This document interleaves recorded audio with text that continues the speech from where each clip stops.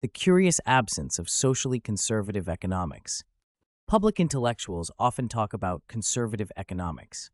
The truth, though, is that conservative economics is essentially non-existent. Academic economists range from liberal to libertarian. While Republicans are rarely libertarian, Republican economists are the exception that proves the rule. This is a classic dog that didn't bark situation. What can we learn from conservative economics' failure to launch? For starters, note that social conservatism is now the main source of intellectual conflict between libertarians and conservatives. The simplest explanation for the absence of socially conservative economics, then, is that economics doesn't provide any plausible arguments in favor of social conservatism. But the simplest explanation has an obvious problem.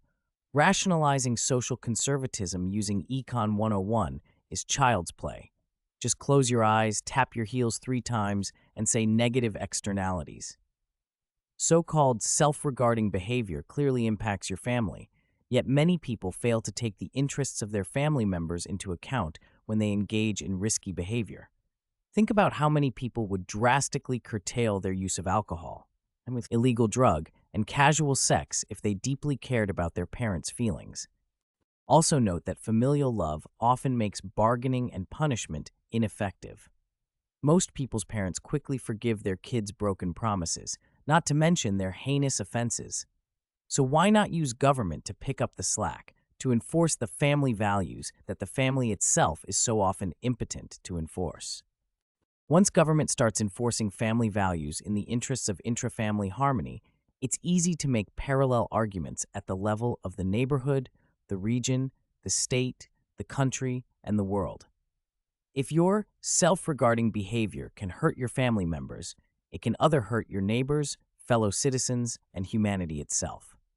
This remains true, by the way, when your fellow citizens have no decent argument for their view.